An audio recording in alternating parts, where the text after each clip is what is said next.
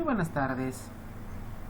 Vamos a avanzar el día de hoy el tema relacionado al cáncer gástrico, patología de la variedad de las neoplasias, que luego del tema que hemos avanzado de cáncer de esófago, vamos a mencionar que es una de las variedades de cáncer más frecuentes en la práctica médica. Antes de comenzar el tema, haremos un pequeño repaso de la estructura que tiene la pared del estómago. Vamos a indicar que está compuesta por 5 capas: una capa interna, la mucosa, donde se produce el ácido clorhídrico y la mayor parte de las enzimas digestivas, que también es el lugar donde se origina el mayor número de casos de cáncer de estómago. Por debajo tenemos a la capa submucosa, que va a dividir a la mucosa de la capa muscular o capa muscularis. Por debajo de la muscular tenemos a la subserosa, que va a dividir a la capa muscular de la más externa, que es la serosa. Esta capa serosa es la que va a producir un recubrimiento del estómago en toda su extensión y que la va a separar de estructuras vecinas, de órganos vecinos. Dentro de las variedades de patologías neoplásicas, el cáncer de estómago es uno de los más comunes en el mundo. En todo el mundo se han descrito casos de cáncer de estómago,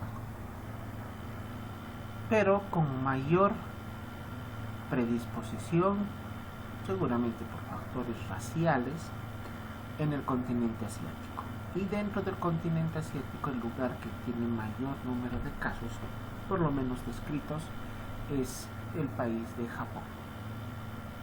Ahí en el Japón las enfermedades digestivas están bastante arraigadas, tienen un número importante de casos y realmente allá en Japón el tratamiento, diagnóstico y tratamiento de las patologías digestivas en general está bastante avanzado. Es por eso que, como tratando de colaborar con los países de Latinoamérica, es que el Japón ha creado en varios países sus centros de apoyo. Acá en nuestro país tenemos en las ciudades del eje a los hospitales con el nombre de Instituto Gastroenterológico Boliviano-Japonés, que viene como apoyo del gobierno japonés para el diagnóstico, estudio y tratamiento de las patologías digestivas. El cáncer gástrico se origina en el epitelio gástrico, en la capa de la mucosa, y de ahí progresivamente irá invadiendo a las diferentes capas de la pared gástrica. De las variedades de cáncer, el tipo más frecuente es el adenocarcinoma, con un porcentaje de alrededor del 96% de los casos. Eso significa que el mayor porcentaje de casos de cáncer gástrico está relacionado con los de casos de adenocarcinoma. Un 4% restante estará representado por otro tipo de neoplasias, como son los linfomas, los tumores carcinoides o los sarcomas de partes blandas. Por lo tanto, debemos recordar que la variedad más frecuente en cuanto a la presentación de los cánceres de estómago es el adenocarcinoma. Ahora, el adenocarcinoma a su vez se va a subdividir de acuerdo a su característica histológica por la clasificación que le ha dado Lauren en 2 tipos: difuso e intestinal. La variedad difusa nos indica que tiene una incidencia creciente. Es el tipo de la subvariedad, el subtipo de adenocarcinoma que presenta mayor número de casos. No está localizado, por lo tanto puede llegar a presentarse en cualquier zona del estómago, pero con mayor predisposición al estómago proximal, a las zonas proximales del estómago, las zonas más adyacentes al esófago. Tiene una gran tendencia a las metástasis y es el que tiene peor pronóstico. El porcentaje de sobrevida de estos pacientes es muy bajo y el tiempo de sobrevida puede llegar a ser apenas de un par de años. La variedad histológica intestinal tiene una incidencia decreciente, ha ido disminuyendo progresivamente en las últimas décadas. Es un cáncer más localizado, con mayor predisposición a las zonas distales del estómago para su presentación, o sea, las zonas del estómago adyacentes al píloro. Se lo ha relacionado en muchos casos con la presencia del Helicobacter pylori. Es el que tiene mejor pronóstico. No olvidar que ambas son variedades de cáncer. Los dos son cáncer, los dos son neoplasias malignas, simplemente que esta variedad intestinal es la que nos va a dar mejor pronóstico, pero sin dejar de el parámetro de que ambos son cáncer maligno. Para la presencia de los adenocarcinomas y de los cánceres de estómago en general, existen factores de riesgo. Uno de los más importantes es el factor genético. Al igual que en cualquier tipo de patología neoplásica, pero esto se ve más en las neoplasias de aparato digestivo, que si el paciente tiene antecedentes familiares relacionados al cáncer de cualquier zona del aparato digestivo, tendrá mayor predisposición a padecer cáncer de estómago o cáncer de esófago 2 a 3 veces más que un paciente que no tenga estos antecedentes. También se lo ha relacionado con el grupo sanguíneo A. O sea que las personas que tengan grupo sanguíneo del grupo A serán las que tengan mayor predisposición para este cáncer. El grupo A, el grupo sanguíneo A, es un grupo poco frecuente en nuestro país, casi toda Latinoamérica. En nuestro país, el mayor porcentaje de población, tenemos el grupo 0. El grupo A está relacionado con ascendencia que pueda venir de Europa o del continente asiático. Entonces, al tener como factores, como antecedentes patológicos, antecedentes familiares, como antecedentes familiares, que existe algún familiar con antecedente de cáncer, nuestro paciente tiene una gran probabilidad de presentar esta patología, de igual manera si es portador del grupo sanguíneo A. También debemos tomar en cuenta algunos factores ambientales, como la alimentación. La alimentación realmente es muy variable de un país a otro, e inclusive dentro de un mismo país, de una zona geográfica a otra.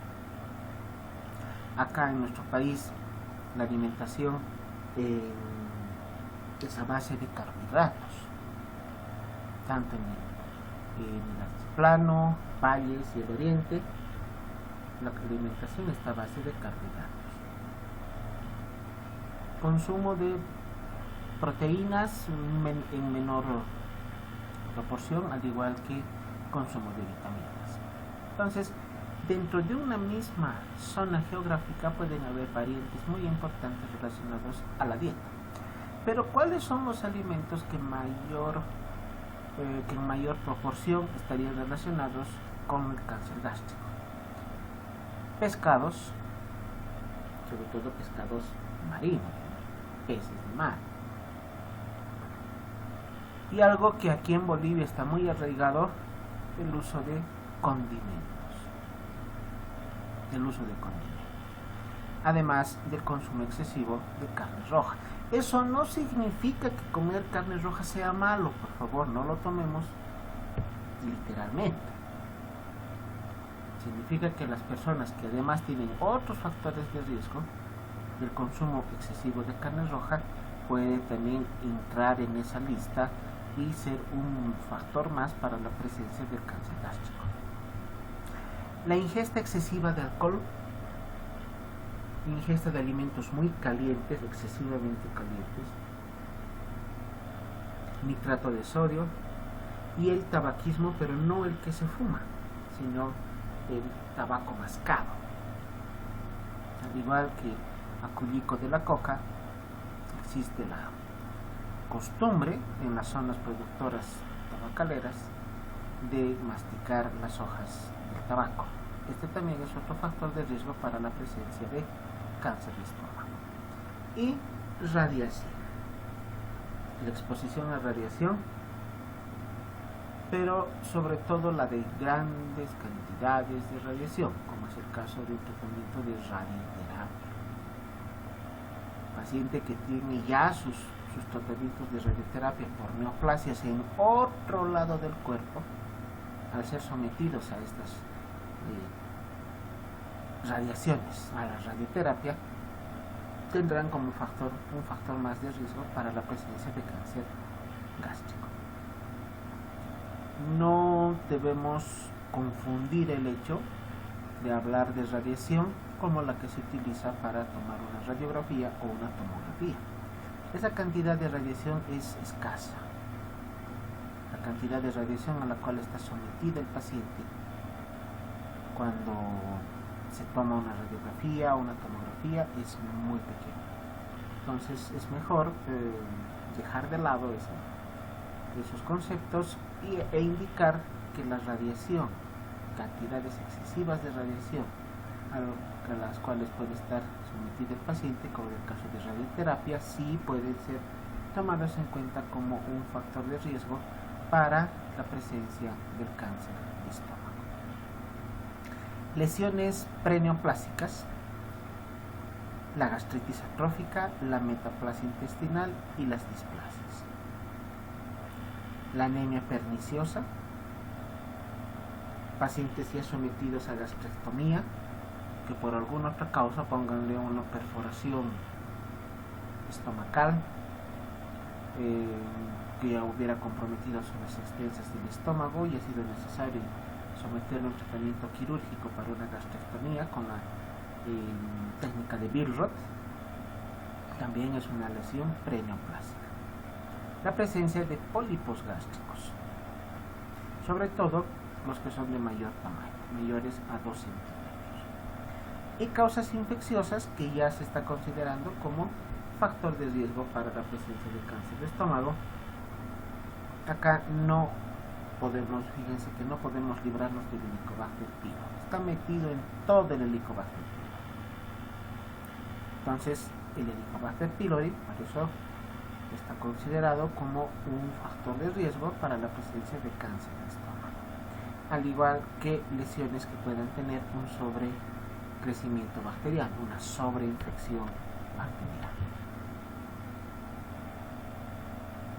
El cáncer gástrico va a empezar con una condición precancerosa, que puede ser la gastritis crónica atrófica, los pólipos, las úlceras gástricas, cualquier situación quirúrgica a la cual haya sido sometido el estómago o la enfermedad de Menetrier.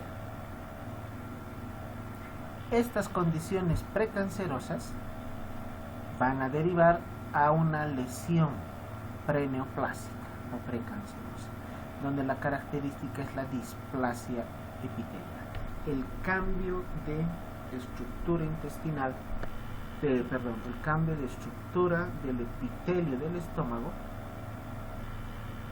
la cual, dependiendo de las zonas que tengan estos cambios del epitelio normal que tiene el estómago por un epitelio anormal, se van a dividir en casos leves, moderados y severos, todavía considerados como lesión preneoplásica. De acá, dependiendo de este punto, va a derivar en un siguiente que, dependiendo de algunos elementos, como son los factores genéticos, características del sistema inmunológico, la edad del paciente, a mayor edad siempre mayor predisposición, mayor riesgo para la presencia de cualquier tipo de neoplasia, la dieta o lesiones persistentes a nivel del estómago. Todos estos factores, sumados a los previos, van a llevar a la presencia de cáncer gástrico precoz. que como cualquier tipo de neoplasia sería el punto ideal para poder realizar el diagnóstico. Porque si está en una etapa inicial, resulta más favorable el poder realizar un tratamiento precoz con la utilización de quimio o radioterapia. De no suceder de esta manera, el cáncer va a avanzar a un estadio mucho más avanzado, y de aquí obviamente ya la posibilidad inclusive de presentar metástasis. La mucosa normal del estómago está relacionado llamémosle, su funcionamiento va a estar relacionado a factores ambientales, la predisposición genética, la dieta y el Helicobacter pylori para presentar alteraciones en su estructura. Hemos mencionado a estos 4 elementos como factores de riesgo para el cáncer. La mucosa normal va a ser afectada por estos factores, y de acá se puede derivar a varios tipos de lesiones: gastritis crónica superficial, gastritis crónica atrófica, metaplasia intestinal, que en este orden pueden ir derivando hacia la presencia de cáncer gástrico. Todos estos mediados por los factores genéticos. O sea que no solamente la presencia del Helicobacter pylori o los factores ambientales serán los que tengan que ser los culpables, llamémosle así, de la presencia de la gastritis. También los factores genéticos deben actuar sobre estas lesiones para que en última instancia pueda presentarse el cáncer gástrico, cuya último grado evolutivo será la presencia de las metástasis. En cuanto a los grupos de riesgo para la presencia del cáncer gástrico, el sexo más frecuente en varones, una relación de 2 a 1 de varones a mujeres, o sea que el cáncer gástrico va a afectar más a los varones. La edad,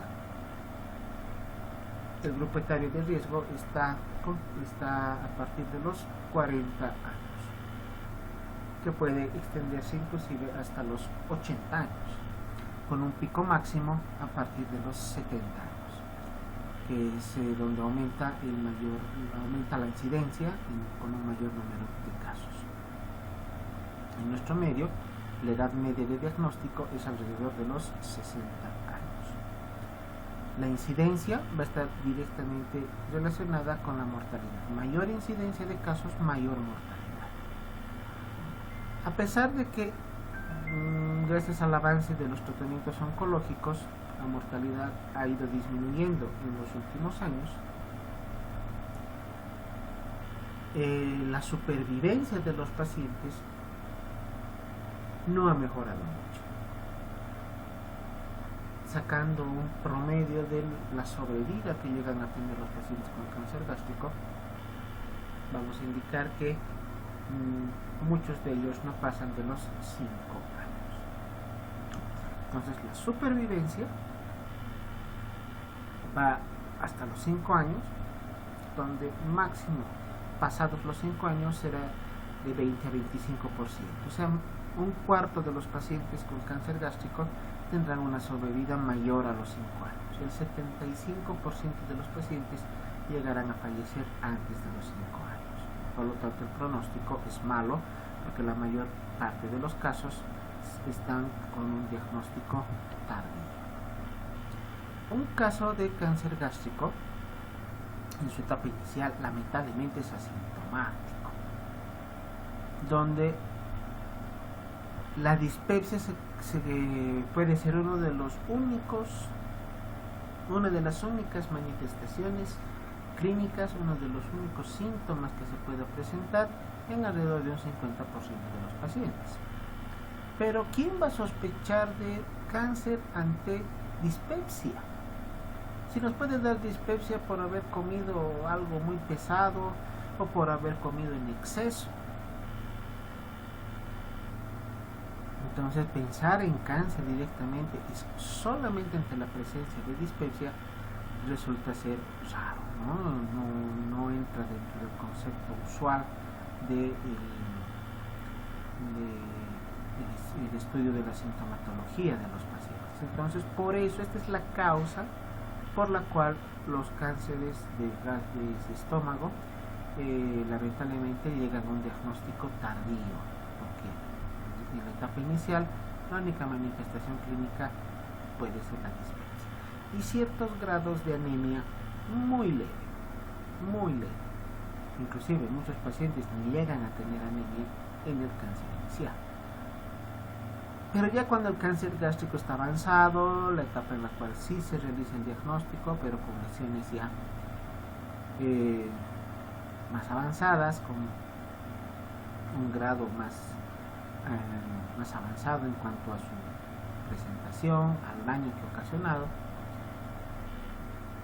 donde es el momento en el cual se llega a hacer el diagnóstico, pero ya de forma tardía, lamentablemente tardía.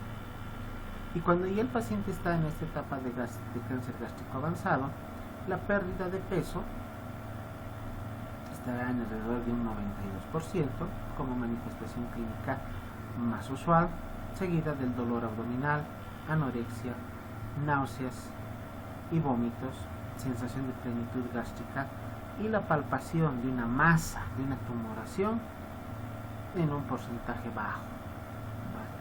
O sea, no piensen que todos los tumores gástricos llegarán a palparse. Palpando el epigastrio llegar a presentar o percibir una neoformación. Solamente un pequeño porcentaje, como ven, estará presente esta manifestación, tomando en cuenta que muchas lesiones no tienen ni siquiera un sobrelevantamiento importante, por lo tanto no se llegarán a palpar. Y como manifestaciones clínicas menos frecuentes tenemos a las hemorragias digestivas cuando el tumor sangra, pero eso en un porcentaje muy pequeño de casos, al igual que la presentación de disfagia en un porcentaje menor, la presencia de metástasis e inclusive un 2% de cáncer gástrico avanzado puede también mantenerse completamente asintomático. El diagnóstico se va a realizar en base a la anamnesis, tomando en cuenta los puntos que hemos mencionado previamente. Hacer hincapié inicialmente obviamente en los datos clínicos, los síntomas del paciente, pero sin dejar de lado el estudio de los antecedentes familiares, antecedentes personales patológicos. En el examen físico debemos evaluar el estado general del paciente, debemos evaluar el estado nutricional del paciente, determinar a través de estudios laboratoriales la presencia de casos de anemias. Obviamente la anemia inicialmente llegaría a ser un diagnóstico clínico y simplemente el laboratorio nos servirá para poder llegar a clasificarla. Además del estudio del hemograma podemos solicitar coagulograma, la química sanguínea básica y algunos marcadores tumorales, entre ellos el CA19.9, que es exclusivo para patologías neoplásicas de estómago. Otro tipo de estudios que se pueden realizar, vamos a mencionar a la endoscopía digestiva alta, donde ante la observación de lesiones sospechosas de cáncer se realiza la biopsia gástrica. Esta biopsia, enviada como estudio a anatomopatólogo, será el estudio definitivo, el que en última instancia nos dará un diagnóstico final. ¿Este paciente tiene o no tiene cáncer? Esto nos va a determinar el estudio de la biopsia, la anatomía patológica de la biopsia. Como estudios complementarios que también podemos solicitar, acá sí está indicada una tomografía axial computarizada, que nos dará con mayor detalle la presencia de lesiones neoplásicas, ubicación a nivel del estómago y posibilidad de compromiso en otros órganos, si existen lesiones metastásicas. una ecoendoscopía para poder clasificarla de acuerdo al TNM, ¿no? El TNM que ya hemos hablado al momento de la clase de cáncer de esófago. También está escrito en varios artículos, en varias bibliografías, la posibilidad de realizar una laparoscopía e inclusive una gamografía ósea, pero con mucha controversia en cuanto a su utilidad y la posibilidad de que nos den datos confiables y datos relevantes para poder llegar a nuestro diagnóstico. Estos dos últimos estudios en nuestro medio para lo que significan los pacientes con cáncer gástrico no se consideran como estudios de primera línea e inclusive no se los realiza, pero los que hemos mencionado previamente sí están dentro del espectro de los estudios complementarios que se van a solicitar de rutina. Cuando el paciente está con la sospecha de presentar alguna lesión digestiva, y hemos indicado que el estudio de primera línea, el gold estándar, es la endoscopía digestiva alta, que permitirá visualizar objetivamente la presencia de neoplasias, ubicación de las mismas, tamaño, características morfológicas, color. Nos va a permitir determinar la ubicación de las mismas, presencia de algunas otras anormalidades en esta tumoración como son las hemorragias, y permitirán sobre todo la toma de biopsia. Por lo tanto, todo paciente con cáncer o sospecha de cáncer de estómago debe ser sometido a una endoscopía digestiva diagnóstica.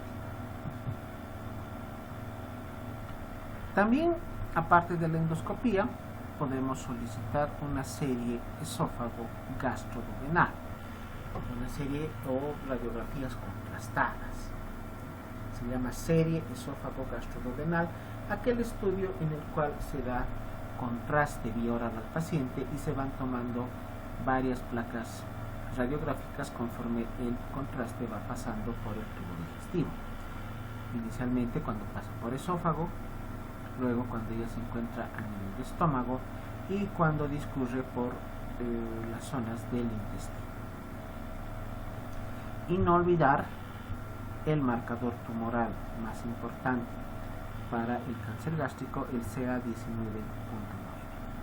Pero también podemos solicitar el antígeno carcinoma embrionario o la alfa-fetoproteína. Los tres tipos de marcadores tumorales que se utilizan, que vamos a solicitarlos ante el estudio de un paciente con cáncer gástrico. En la endoscopía, el diagnóstico puede ser hasta de un 90%, ya que es un estudio bastante aceptable por la facilidad en cuanto a su realización y el poco riesgo que existe cuando está realizado por un personal capacitado. Nos va a dar un 96% de sensibilidad y hasta un 99% de especificidad. Este es un estudio que por eso se considera que es de primera línea para el estudio de las patologías digestivas, en nuestro caso del cáncer. Cuando se tienen las lesiones observadas con la endoscopía, con posibles neoplasias, como vemos acá en las dos imágenes, se recomienda sacar un mínimo de 6 biopsias. 6 biopsias que son las que se enviarán al estudio de anatomía patológica. En la radiología, también con un estudio de fácil acceso,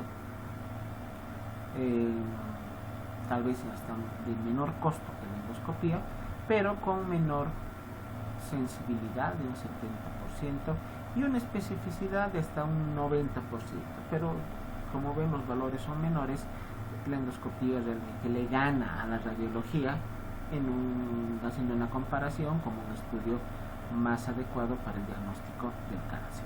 ¿Qué vamos a observar? Fíjense, acá está el estómago claramente dibujado, si vale el término, tras la administración del contraste. Y vemos como el contraste está pintando toda la superficie del estómago. Pero acá vemos una zona que no está agarrando el contraste, bastante grande, en la parte de la curvatura menor del estómago, y algunas otras lesiones más pequeñas en la parte inferior de la curvatura mayor. Estas son zonas donde, al no haber el contraste que está dibujando la pared del estómago, son lesiones sospechosas de neoplasia. Acá vemos otra imagen invertida, porque esta está con las densidades invertidas, como rollos en negativo que antes había de las fotografías, ¿no? Antes de la fotografía digital. Acá vemos como el estómago está de coloración negra en toda su extensión. Les repito, es una imagen en negativo por el contraste, pero acá hay una zona blanca muy grande que está tomando la curvatura mayor, donde se observa una neoplasia, donde se observa una masa tumoral. ¿Cuál es la ventaja de la endoscopía en relación a la radiología? Que la endoscopía nos permite tomar biopsias, en cambio el estudio radiológico no. Con la radiografía no podremos observar o no podremos tomar biopsias. Acá simplemente podemos observar lesiones sospechosas de cáncer, pero hemos indicado que en última instancia la que nos da el diagnóstico es la biopsia y su posterior estudio anatomopatológico. Otros estudios complementarios que podemos solicitar en los casos de pacientes con cáncer, una radiografía PA de tórax, pero para demostrar la presencia de posibles metástasis a nivel pulmonar. Si sospechamos que esta neoplasia ya ha ocasionado metástasis, entonces ahí podemos solicitar la radiografía de tórax como un punto en el cual, como un estudio en el cual podemos determinar si la lesión del estómago ha metastizado hacia pulmones. Y las imágenes de metástasis pulmonar son como lesiones, como pequeñas pelotitas redondeadas, blancas, que son las zonas de metástasis, en lo que se conoce en la neumología, seguramente ya han visto en algún momento, la imagen en suelta de globos, porque son como globos así redondos, medio ovalados en distintas alturas. Acá esta radiografía es normal, esta radiografía que observan es normal, pero la presencia de lesiones está caracterizada de esa manera: la presencia de metástasis, varias zonas radiopacas, hiperdensas en ambos campos pulmonares y a distintas alturas. La ecografía, al igual que la radiografía, tiene sus limitaciones. Nos ayudará a determinar presencia de lesiones tumorales, neoformaciones en la pared del estómago, pero no nos permite tomar biopsias. Por lo tanto, tiene esta limitación.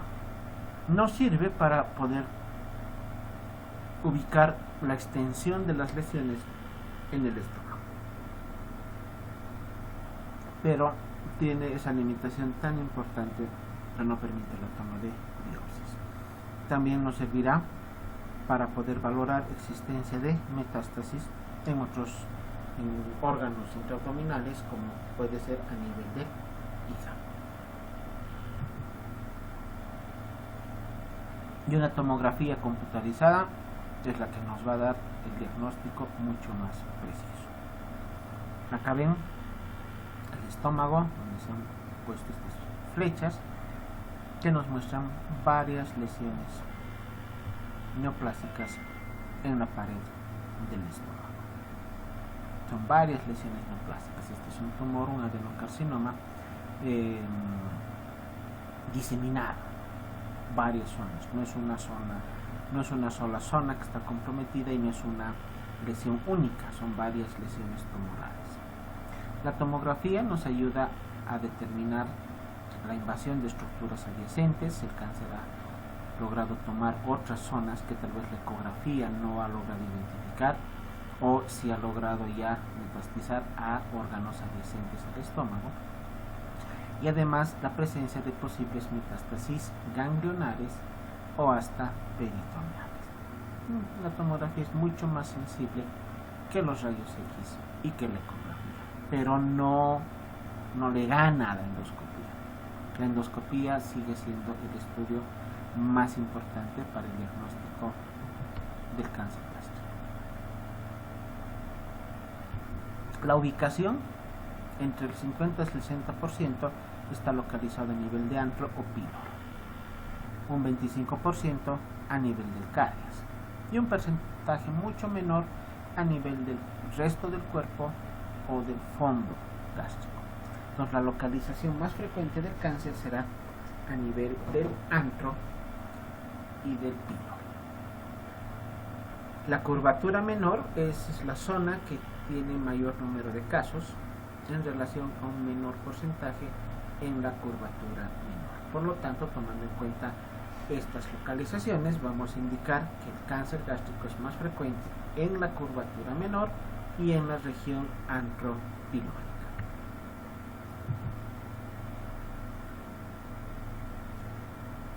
Dentro de las variedades que hemos mencionado al comienzo de la clase, hemos indicado que existe una variedad precoz, la que llega a ser hasta asintomática, y una avanzada. En el cáncer precoz va a haber un confinamiento a mucosa y submucosa. Desde las dos primeras capas, las capas más profundas de la pared del estómago son las que serán comprometidas con el cáncer gástrico en etapa precoz. Pero ya en el cáncer avanzado va a infiltrar por lo menos hasta la pared, hasta la zona muscular. Entonces, en un cáncer precoz, el compromiso de las capas del estómago estará limitado hacia las dos más profundas, mucosa y submucosa. En el avanzado, ya la infiltración será más profunda y debe llegar por lo menos hasta la capa muscular, o en algunas circunstancias mucho más avanzadas puede llegar inclusive hasta la subserosa o la capa serosa.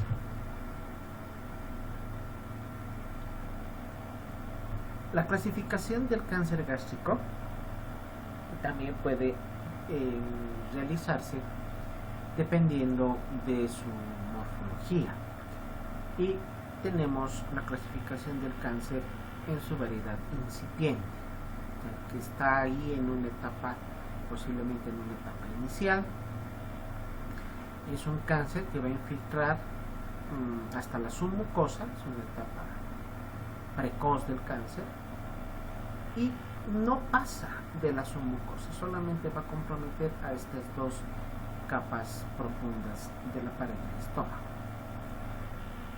Y de acuerdo a algunas variantes que pueda tener este cáncer gástrico inicial o incipiente, tenemos el tipo 1 o polipoide, porque tiene forma de pólipo, tipo 2, que es superficial, y tipo 3, que es excavado, de acuerdo a la forma que tenga el tumor. Como un pólipo, solamente comprometiendo la superficie de la mucosa del estómago, está con sus subvariedades, ¿no? Que es sobre levantado, aplanado o deprimido. Y el tipo 3, que es el más avanzado, que es la variedad excavada. Todas estas variedades se las va a determinar a través del estudio endoscópico. Ahí podemos observar qué tan profundas son las lesiones, qué tan extensas son las lesiones y qué porcentaje o hasta qué capa de la pared gástrica ha logrado infiltrar. Esta sería la graficación de lo que hemos visto, de lo que hemos indicado hace un momento. Las variantes que puede tener el crecimiento del cáncer. Acá tenemos el cáncer gástrico precoz con la letra A y el cáncer gástrico avanzado con la letra B. Por lo tanto, las imágenes superiores son de cáncer gástrico precoz. En primera instancia, exofítico,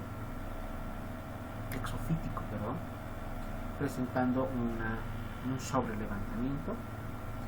Luego se aplana o llega a deprimirse levemente y finalmente este cáncer gástrico en etapa precoz puede llegar a presentar esta variante excavada.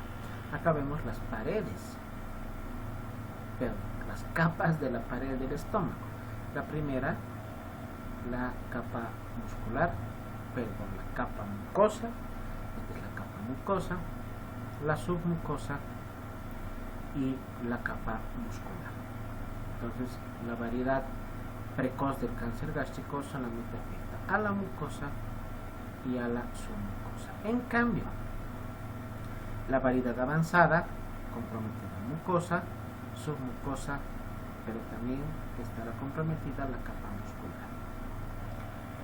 Esta variedad de cáncer avanzado también tiene su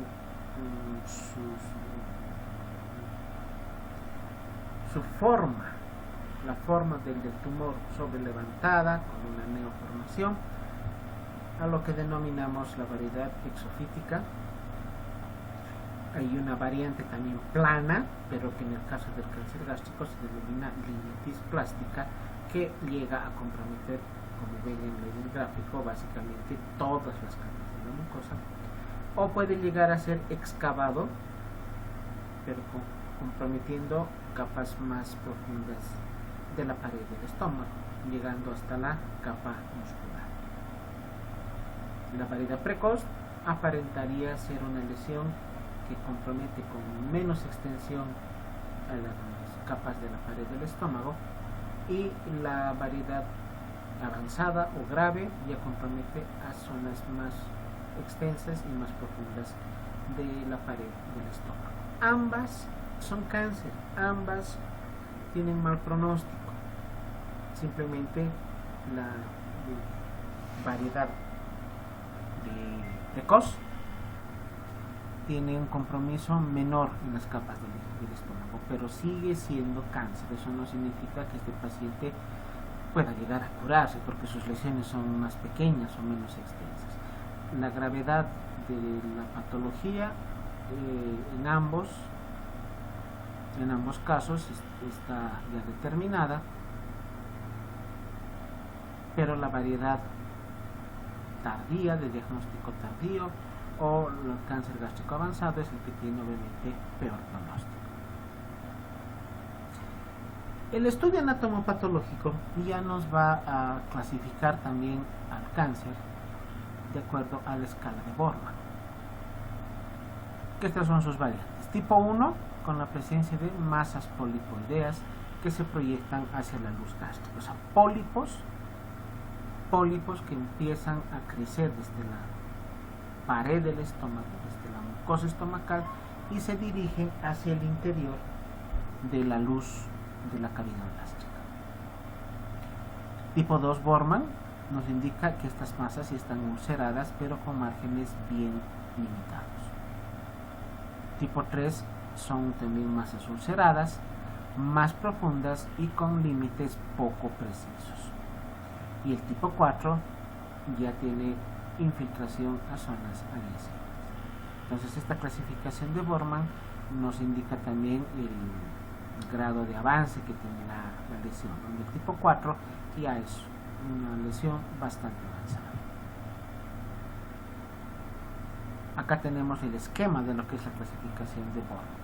Borman 1, la presencia de pólipos, neoformaciones que se dirigen hacia la luz del estómago partiendo de la pared del estómago.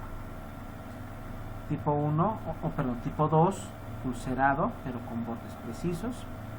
Tipo 3, ulcerado pero con bordes mal delimitados. Y tipo 4, con una infiltración difusa a zonas extensas. Lo que hemos visto en la imagen previa como linitis plástica. Entonces, ¿a qué denominamos linitis plástica? un término empleado para describir el cáncer de estómago tipo 4, de acuerdo a la clasificación de Borman, que afecta a zonas extensas del estómago.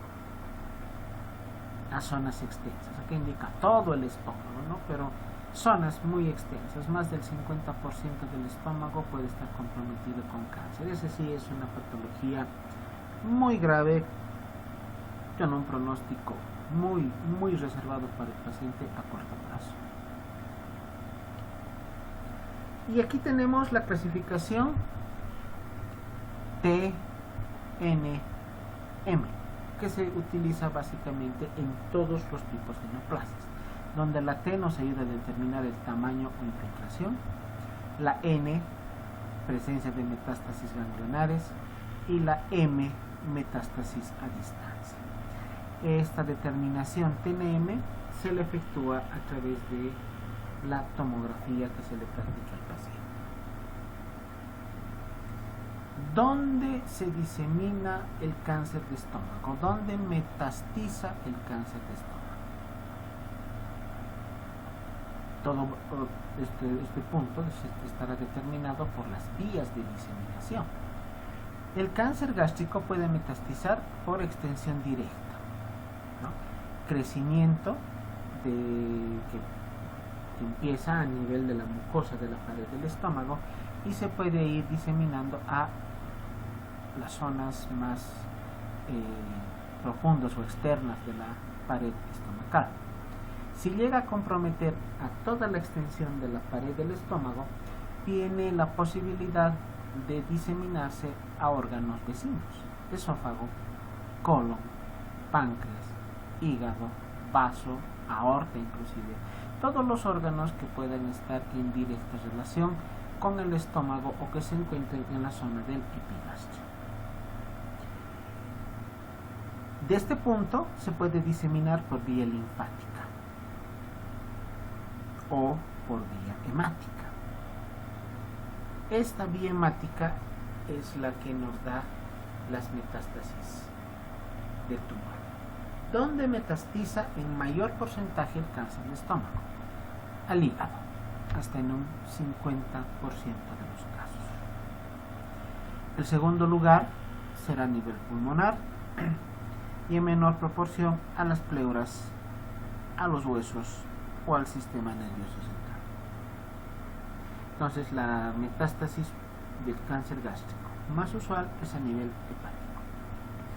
También puede haber una diseminación peritoneal por la localización intraabdominal del estómago, que en un porcentaje de hasta un 50% de los casos de cáncer gástrico pueda presentarse cuando tenemos a los tumores comprometiendo a la serosa del estómago. El tratamiento. ¿Cómo hacemos el tratamiento? Va a depender de la etapa en la cual estamos haciendo el diagnóstico, si es una etapa precoz o es una etapa tardía. En una etapa precoz inclusive se ha planteado la posibilidad de hacer un tratamiento endoscópico con la resección de la zona lesionada, la zona del tumor, reseccionando completamente la zona tumoral, pero todo por vía endoscópica. Pero como hemos indicado, lamentablemente el diagnóstico de cáncer es tardío y esta posibilidad de hacer un tratamiento endoscópico que resulta ser muy sencillo se aplica en un número muy pequeño de pacientes. Lo que sí está como tratamiento convencional es la cirugía convencional, la cirugía abierta, donde se hace la gastrectomía parcial o total. O se saca todo el estómago o se sacan porciones grandes de estómago donde se localiza el tumor, pero no se saca solo el tumor, no se resecciona solo el tumor, se debe reseccionar también con zonas grandes de tejido sano, garantizando de esta manera que no quede ni una sola célula tumoral, porque de quedarse una célula, de ahí va a empezar otro tumor. Entonces el tratamiento convencional es la gastrectomía. El tratamiento multimodal está relacionado a poder combinar varios tipos de tratamientos, combinar tratamiento quirúrgico con tratamiento quimioterápico o radioterápico.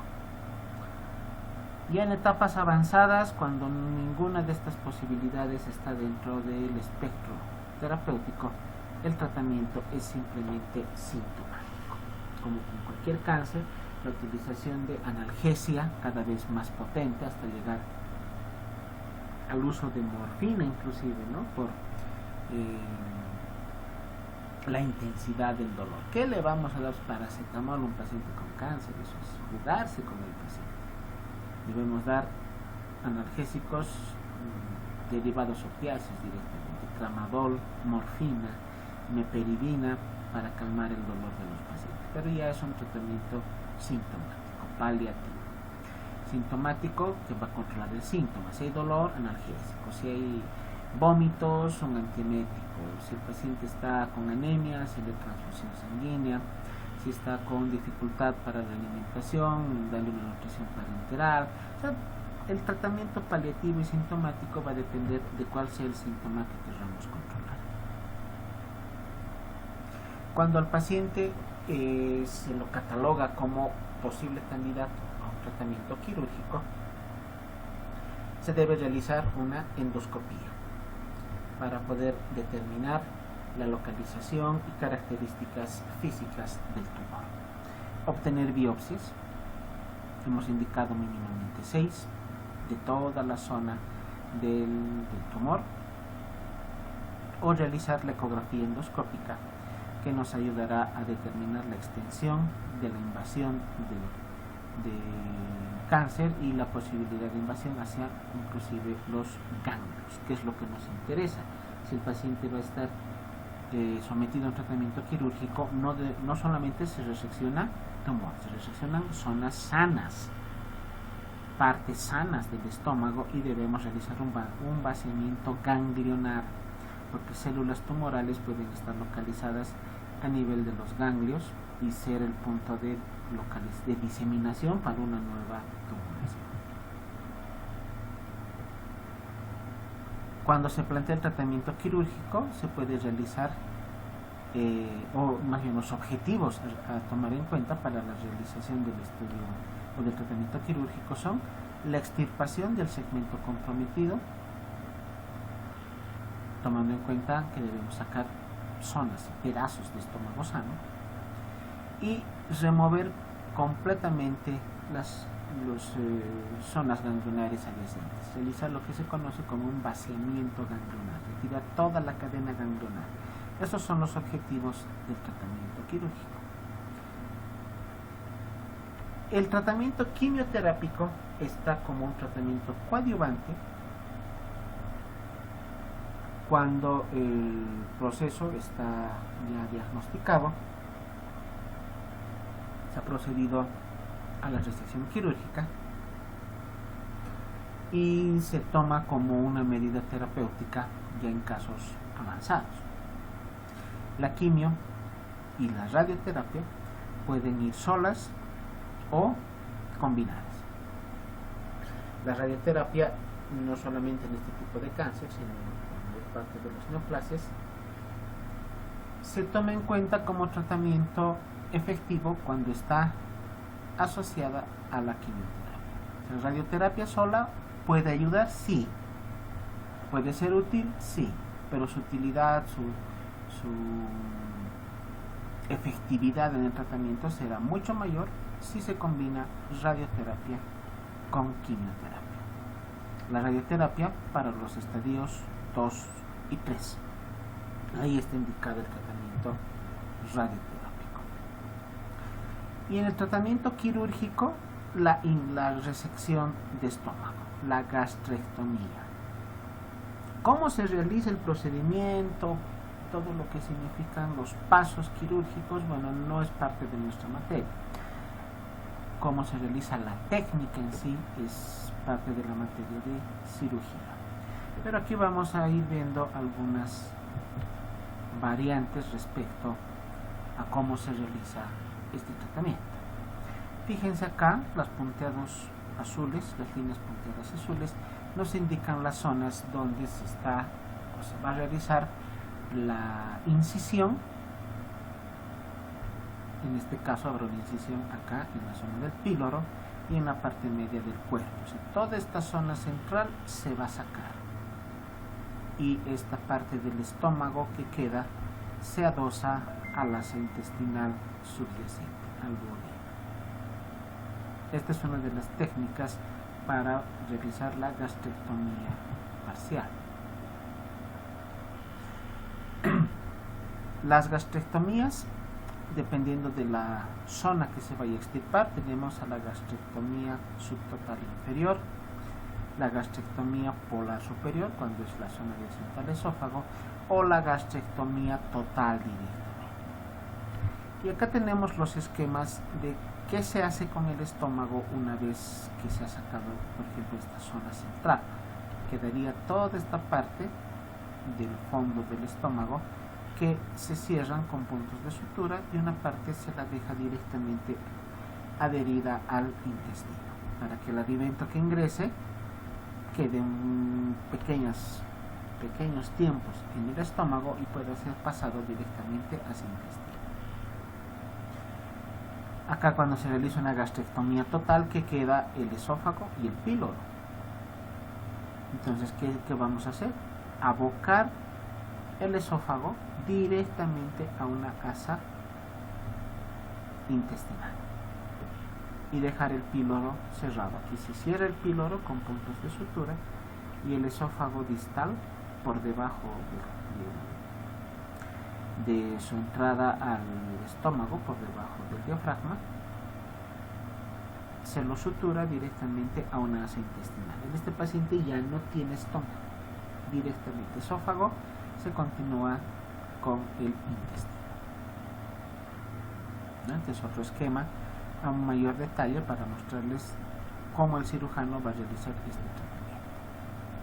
El estómago, la pared del estómago que ha quedado luego de la incisión, suturada hacia el intestino, o el esófago, cuando ya no hay nada de estómago, también suturado directamente a una asa intestinal.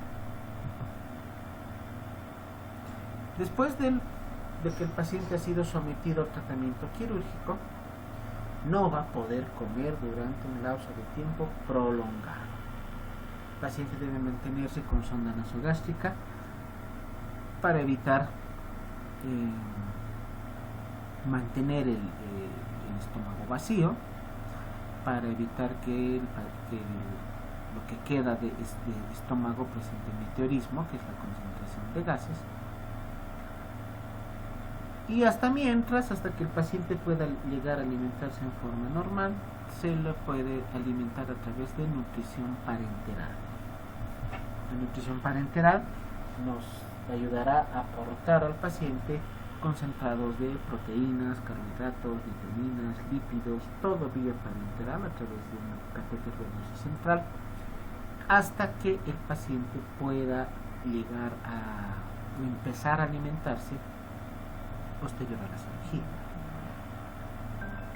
Esto puede demorar un par de días, hasta 7, 10 días, 2 semanas, inclusive en algún caso que hemos tenido, que el paciente está internado, no come, está con sonda nasogástrica, está alimentado a través de nutrición parenteral y a través de la exploración física que se hace diariamente.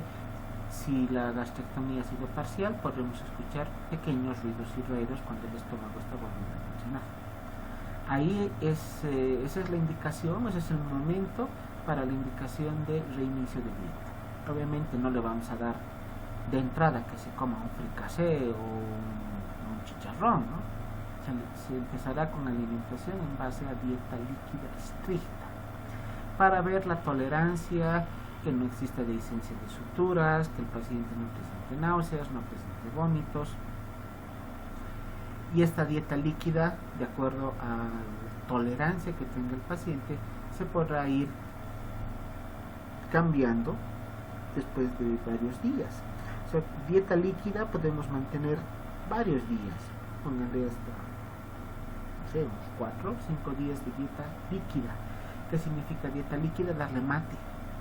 media tacita de mate en la mañana, media tacita de mate en la tarde o a mediodía y media tacita de mate a la hora de la cena, hasta que veamos que realmente hay buena tolerancia. Luego se va migrando de dieta a dieta líquida completa, que incluye que se le dé una sopita, que se le dé un poco de gelatina, también varios días, tomando en cuenta también que debemos observar la tolerancia a esta dieta. Si tolera adecuadamente, después de otro número de días se cambia a dieta blanda y finalmente a dieta normal o dieta corriente. Entonces, después de que el paciente empieza a alimentarse, estará todavía internado bajo observación para evidenciar la tolerancia a la dieta un par de días, que puede ser hasta 7 o 10 días más. O sea que el tiempo de internación de un paciente que ha sido sometido a una gastrectomía por un cáncer gástrico será hasta de un mes, ¿no? Si no existen mayores complicaciones. Algunas complicaciones que el paciente pueda llegar a presentar posterior a la gastrectomía. Como todo procedimiento, hay casos existen casos en los cuales se han identificado y se han registrado complicaciones a corto o largo plazo. Entre estas debemos tomar en cuenta estas últimas: la malnutrición, déficit vitamínico de vitaminas y minerales por la mala absorción intestinal y la anemia multifactorial, sobre todo por deficiencia de vitamina B12. Los pacientes posterior a su cirugía pueden llegar a tener datos de desnutrición.